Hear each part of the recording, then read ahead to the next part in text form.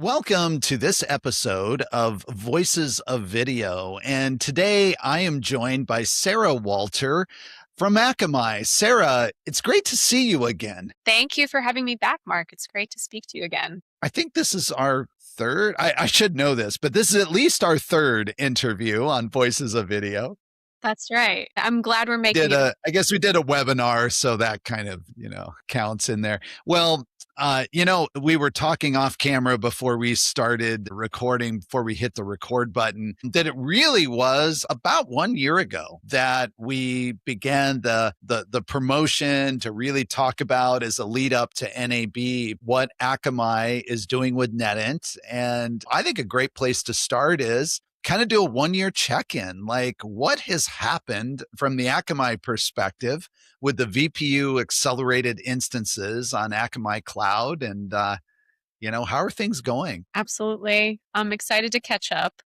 Yeah. A lot is happening, as you know, a lot of growth and adoption among existing and new customers for both of us. And we're also about to double the number of VPU-backed VM SKUs that we have in market. We're introducing 3 new flavors of 8-card plans to better Amazing. suit our customers' needs. And we've also just introduced VPUs into our London expansion data center. So a lot of Amazing. exciting growth happening for the VPU product line here at Akamai. Yeah. Yeah. Thank you for those updates. It's super exciting. The challenge, and this is what we talked about when we first made the announcement of Akamai integrating hardware, into the Akamai Cloud. The challenge has always been that the industry, for the most part, is not hosting their own hardware. So they need it sitting on a network somewhere, sitting in a cloud. They need it available. And for some, that's just to manage, maybe they have kind of bursty demands. They don't want to have to make the CapEx investment. Others, it's just how they built their systems. They're like, we don't really operate data centers, so we need it somewhere. I know that initially, there was a lot of testing, there was a lot of evaluation, and, we were working very close together to get some of these deals, kind of into production.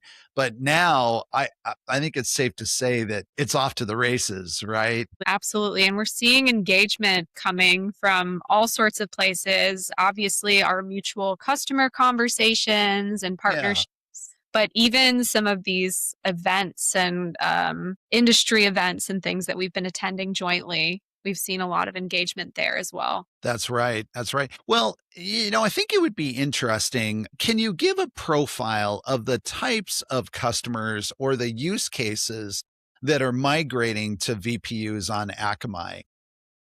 Yeah, I can give you maybe one interesting example of a deal we just signed with with a hyperscaler Mm. who's working internationally, who's already engaging and using VPU on-prem, but was looking for additional points of presence globally.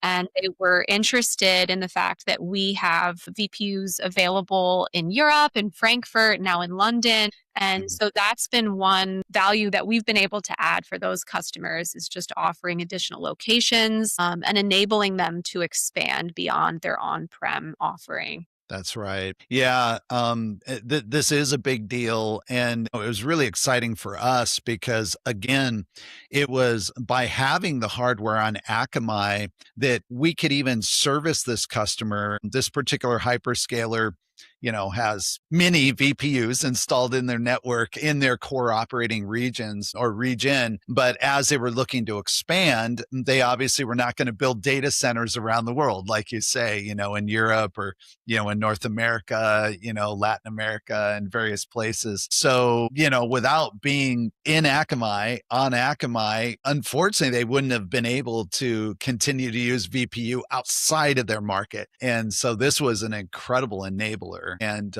are you seeing, interest? Are these live streaming workloads? Or is it VOD? Is it premium content? Is it sort of user generated social? Like, are there any themes, across the customer base? I feel like we are seeing adoption from pretty much all of those categories at this point, which It is was a little bit also, of a leading question because obviously I know the answer, but as you know, I mean, we've had a number of these like larger customer engagements now in the last year, and they really do seem to span a variety of use cases. I think some of the themes we are seeing are customers in transition. So, again, this example is hyperscaler looking for a global expansion, or we have customers, for example, who are moving away from more managed services like Media Live and looking for something that is in between, something that's in between a true fully managed stack that I'm paying for accordingly versus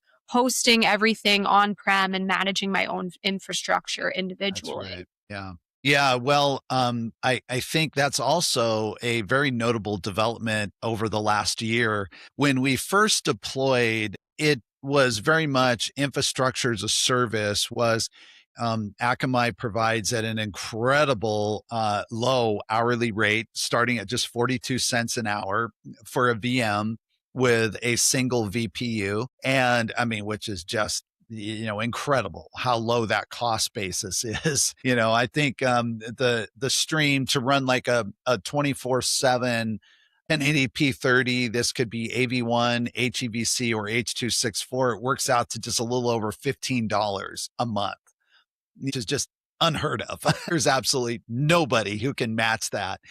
But the challenge was in that first was you had to then bring your own software. You had to either already have an application, or you had to go build it. What has changed over the last year is we ported Bitstreams.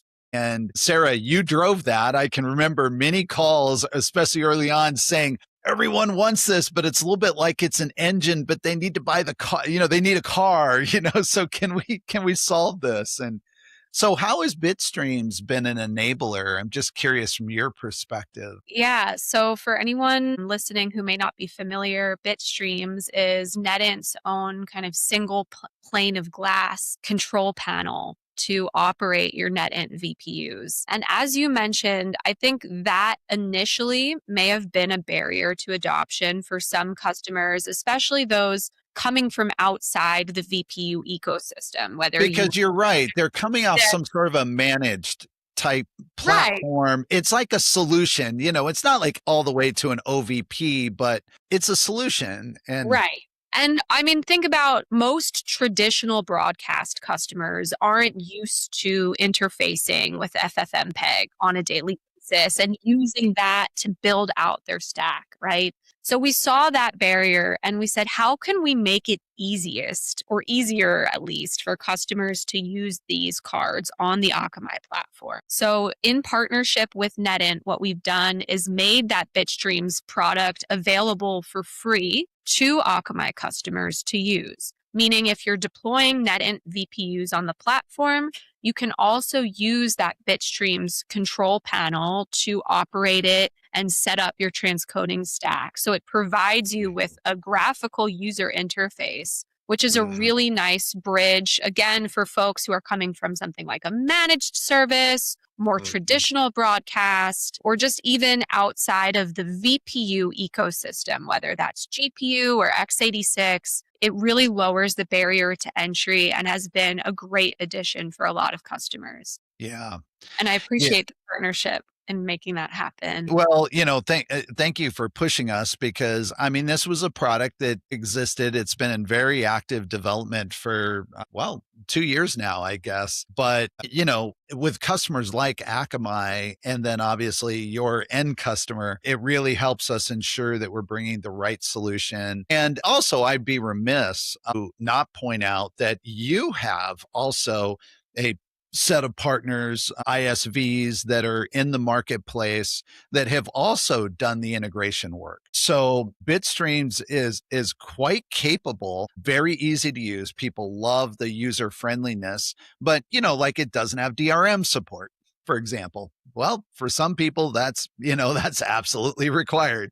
And there's some other specific functions that, certain sectors of the market would require, and it doesn't support that. But you have, I'm thinking, Capella systems. I know there was a press release about the integration with Akamai and then also the support with NetInt. So there are, more fully developed solutions for those customers that need it, which I think is essential because, especially with a new technology and with hardware is hard because, it's inherently fixed function, it's deterministic. And yet the software that goes around it requires somebody to have done the integration, to have understood the wide variety of workloads, that need to be supported. And the fact is that now Akamai has a really good ecosystem with the hardware engine of the VPU and the software.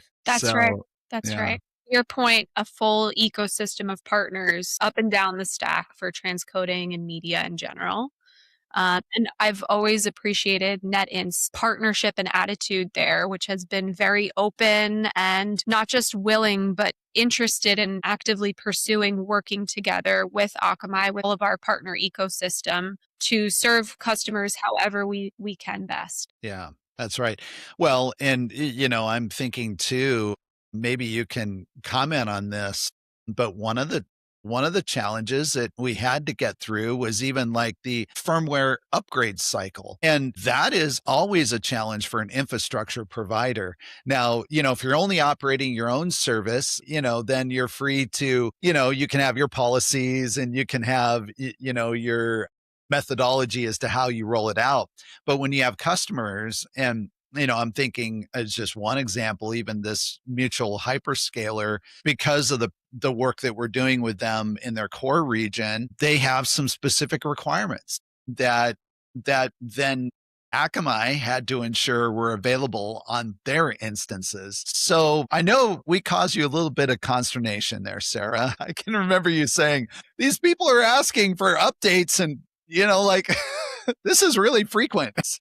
So how did you, I guess, maybe I think it actually would be useful for the listeners who might, if they're familiar with NetInt and they're thinking, yeah, but is Akamai going to be able to keep pace with the frequency? Can you comment on some of the things that you've done? Because I know you did have to kind of make some changes to your firmware upgrade policies, et cetera. At least for us. I'm not commenting about the rest of your stack. That's true. It did take some sorting out because as you know, there are implications to upgrading the firmware for these devices for customers. In an IaaS environment and an infrastructure as a service environment, like most providers, we manage the firmware upgrades for our customers, meaning that the customers using the platform are also then beholden to whatever firmware version we have deployed. So we try and manage that process in light of that fact and kind of in coordination both with you all as the vendor and producer of the firmware and our customers to make sure that we are actively addressing any security updates that come through, but also closely monitoring for these more customer facing changes or improvements that are so important. The one thing we do keep in mind also is that there are SDK support implications for our customers. So again, it's something we're trying to manage carefully. And that means that the firmware version we deploy sometimes takes longer to deploy the kind of latest version that NetInt has released. But again, that is mostly done in coordination with kind of this customer feedback and making sure we're balancing between reviewing these new releases coming out and avoiding customer disruptions as we manage that process. So it has been a learning process just because that whole, the SDK piece and all of that has been new for our customers versus other managed products like our GPU offerings. But that has been, I think, something we've gotten now to a really good place where we're managing to check all of those boxes across the board. Yeah.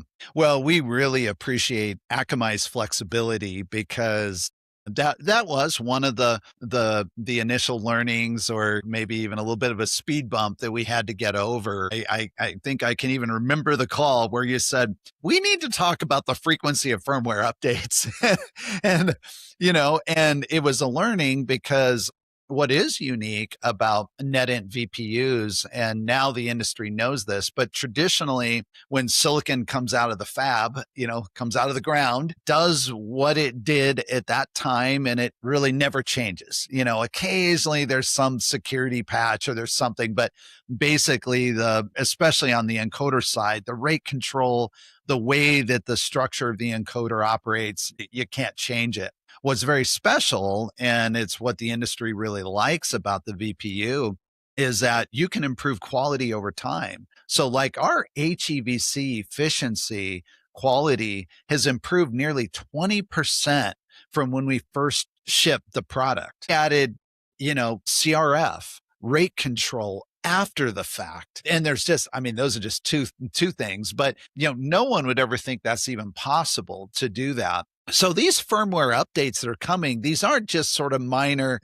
bug fixes, security patches, that, and not the security patch is minor, but this really has impact. So these customers are like, no, we have to be running this version because that's what we require. And so it's been wonderful. Thank you for working with us and developing this process because, it really is essential. Of course, and I know I speak for everyone on the Akamai side when I say we appreciate NetInt's bias towards improving the customer experience continually, because that's something we try and do too. Yeah. So that's We information for sure. actually have internal OKRs around that. The engineering team does. Which how unusual.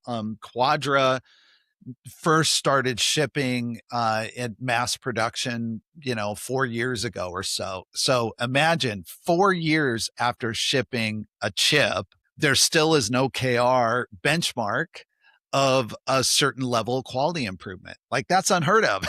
The assumption is, oh, well, we would never want to adopt silicon because it's fixed function and it's a 4-year-old encoder. How good can it be? Everybody else has gotten better. It's like, wow, so yeah, it's amazing.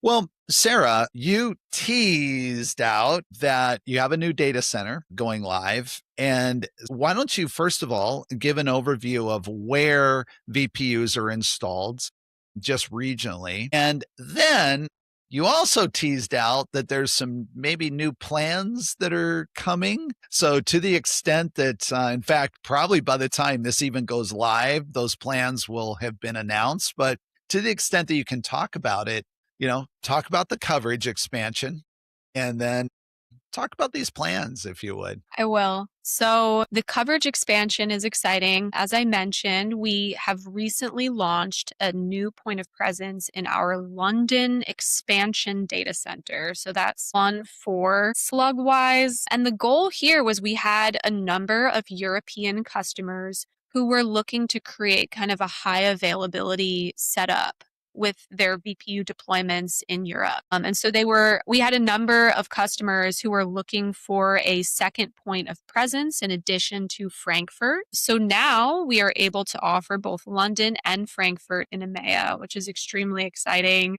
And that means we have the 2 points of presence in the United States and now in Europe as well for customers looking to build that kind of configuration. As you mentioned, I also teased that we have new plans coming. So in addition to the 3 plans that we offer today, which we have 2 varieties of plans that have 1 card each, different sizes, and a 2-card plan, we are set to introduce, hopefully by the time this airs, 3 new plan sizes, each with 8 cards, a small, medium, and large variety. And that is also just born out of customer feedback. We had a number of customers who were looking to do a lot on one VM. And for that, they wanted a lot of power. They wanted a lot of VPUs.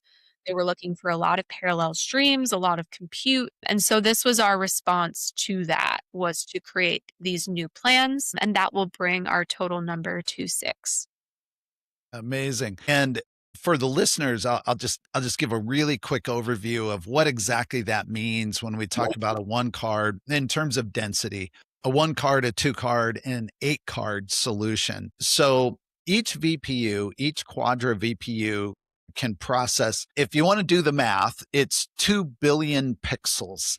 So if you just want to run some easy calculations and whatever your resolution or your resolution ladders are, just add up how many pixels that would consume, and then divide by 2 billion, and that would give you like the number of streams. So if you're talking like an adaptive bitrate ladder, you just add up the number of pixels that are in that all the resolutions and divide by two, or divide that into 2 billion, and that would give you. But the easy benchmark that we always quote, just because it's a reference, is a single VPU can encode 32 1080p 30 frames in either AV1, HEVC, or H.264.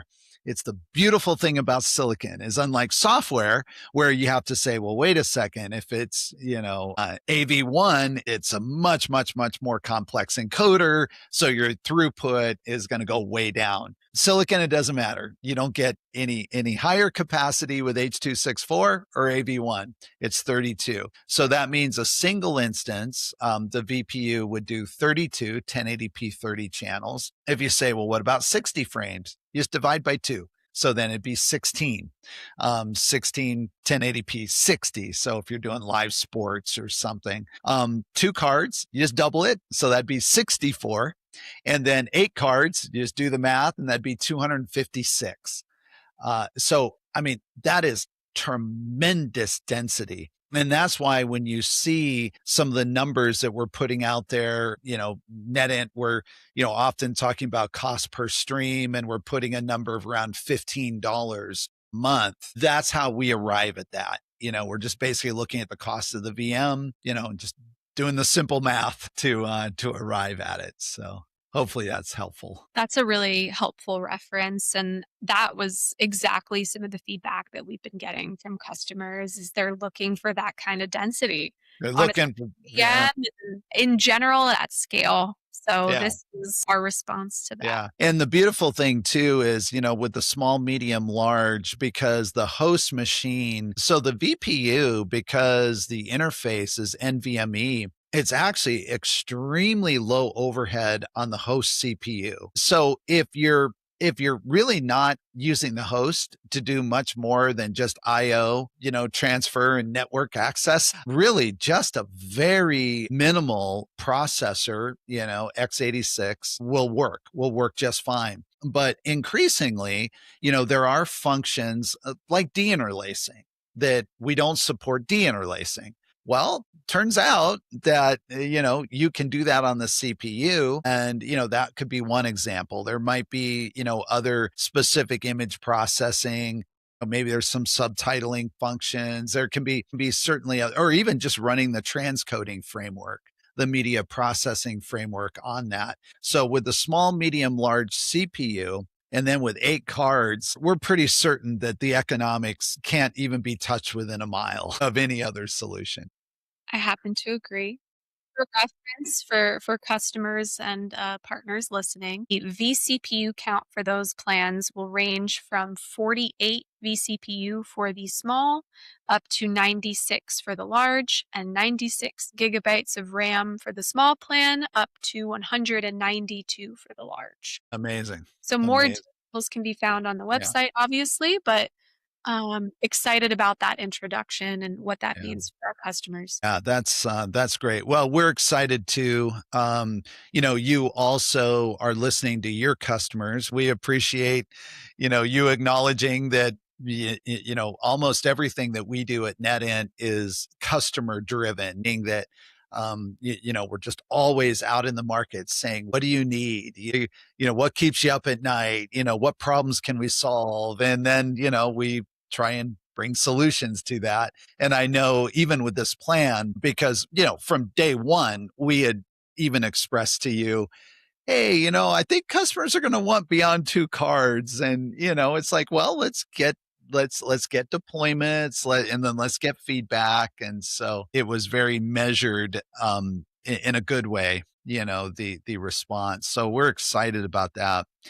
Um, Sarah, we have NAB kind of around the corner, and I'm curious, as you are thinking and as Akamai is thinking about the incredible changes, the shifts in the industry, the shifts in the market, there's some technologies are being actively embraced and other technologies are kind of falling by the wayside. And, I'm just curious if you have any insights as to, what your customers are really caring about today. What kinds of things are they going to be going to NAB, or if they're not at NAB, they're going to be online, looking for solutions. They're trying to solve the problem. And I'll let you answer that from a technical perspective, operational, business, or all of it. I think the number one thing I'm hearing in customer conversations kind of across the board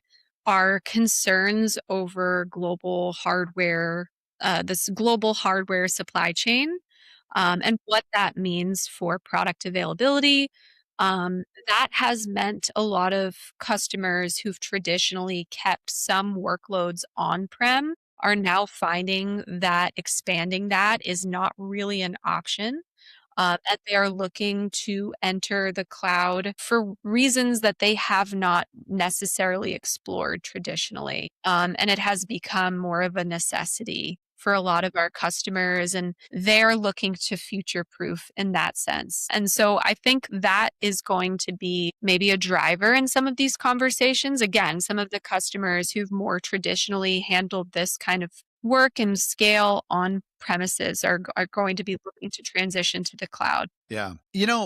So I think this is a really, really good point. And we've even, as NetInt, have had to sort of be really intentional in how we talk about the cloud, because there is an element of, there are some mostly public clouds where the pricing is just getting unsustainable. And so you will sometimes, in certain circles and certain sales conversations we're in, hear even the direct words, we're trying to get off the cloud. But and so if you just stop there, you'd be like, oh, whoa. So the industry is kind of maybe ping-ponging back to, own data centers and things. And some people are, and everybody has different strategies, right? But then when you just begin to probe a little bit more, you find out that no, they really don't have a desire again to go build a data center. In fact, they can't, because of the CapEx involved, et cetera. What they're really saying is the unsustainable price models and business models of some, the public clouds, we have to find a response to that. Is that what you're seeing as well? Because it strikes me that Akamai, here we are doing a whole episode and talking about how great the Akamai Cloud is. And yet I know that some of the joint customers that we have brought to Akamai, initially it was, we have to get, again, in air quotes, off the cloud. But really what they're saying is we need to get something that's sustainable economically, and they found that in Akamai. But I'm curious if that level of distinction is also what you're running into. I have seen the same thing. And in a number of those cases, I think those customers have approached us looking to lock in commitments for longer term Yeah. engagements, Yeah. to navigate around that and ensure that the competitive pricing that we offer today is something that they can account Doesn't change. for. Right. Because, these things, they're always technically subject to change, Of but course. we are willing to Yeah. explore those kind of Yeah, commercial sure. with customers as relevant. Long-term Right. long-term commitment is always going to be, that's how all of our business works. We want to Well, protect their continuity too. yeah, exactly. Yeah, and look, and I'm not here to, unpack this any further in terms of trying to make any particular other cloud vendor the enemy, but yeah, everybody has their strategy, right? And certainly there's great lock-in with some of these large platforms, but we are just seeing so universally. And it's again why the Akamai solution is just, we believe, perfect for the market because it provides,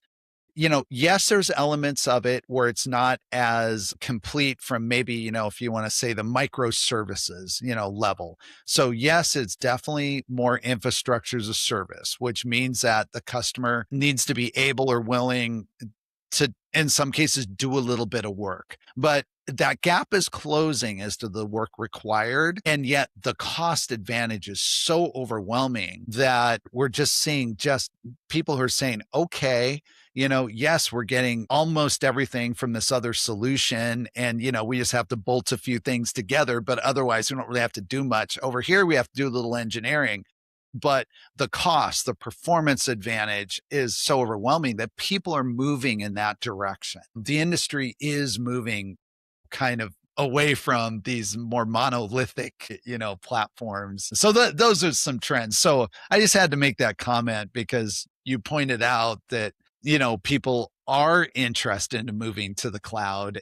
And yet it's just fascinating. The cocktail party talk at NAB is on the surface, high level is going to be, we've got to find a solution to the cloud. We've got to, and you're like, wait a second, how can they both be true? It's like, well, Sarah, I know that we could find lots of other very interesting things to talk about, but thank you again for coming on and giving us this 1 year, 1 year update. I can't wait to make it a 2 year anniversary and then we'll do a 3 year. And so we're really happy to be working with Akamai. Thank you for your support. We really appreciate that. Thank you again for having me and for your support. That goes to the whole NETINT team and our customers and partners who've also participated in this for the last year. I think it's been, again, we've seen great growth both on the customer side, on the platform side, in terms of our engagement together. And I look forward to seeing where we go next and what things we can cover in the next update. Thank you for joining us. And if you want to come on the show, if you're doing anything interesting in video, feel free to reach out. We are very easy to find. I'm easy to find. You're watching this on LinkedIn or YouTube or on our website. Just reach out. Tell me what you're doing. It does not have to be VPU specific. It needs to be in video, but you're building something, you have some technology that you would like to tell the world about. Tell me about it and let's see. Maybe we'll have you on and it'll be a great format for you. So thank you again. And until next time, happy encoding.